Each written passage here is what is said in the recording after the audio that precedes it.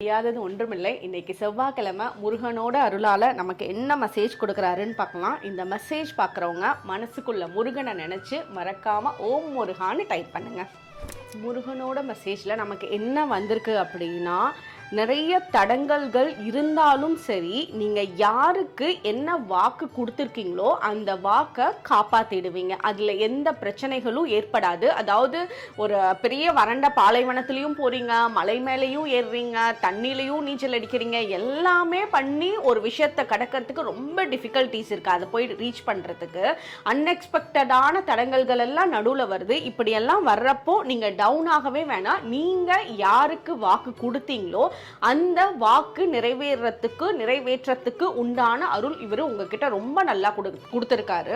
அதாவது அது பண ரீதியாக நீங்கள் யாருக்காவது வாக்கு கொடுத்துருக்கலாம், இல்லை உங்களோட குழந்தைங்களுக்கு பெரியவங்களுக்கு இதை நான் செஞ்சு கொடுத்துட்றேன், இந்த டேட்டில் நான் இந்த கமிட்மெண்ட் பண்ணிடுவேன் அப்படின்னு நீங்கள் சொன்ன விஷயங்களுக்கு இவரோட பிளெஸ்ஸிங்ஸ் உங்களுக்கு ரொம்ப நல்லா இருக்குது. அதனால் சில இடத்துல இந்த மாதிரி தடங்கல்கள் எல்லாம் வந்தாலும் நீங்கள் கண்ணா மூடிட்டு இது எல்லாமே என்னோட நல்லதுக்கு தான் வருது, இது ஏன் இந்த பிரச்சனை வருதுன்னு யோசிக்கிறத விட இந்த பிரச்சனையிலிருந்து நான் என்ன எடுத்துக்கலாம், என்ன தவற பண்ணாம அடுத்தது பண்ணணும்ன்றதை நீங்க மனசுக்குள்ள வச்சீங்கன்னாலே போதும்.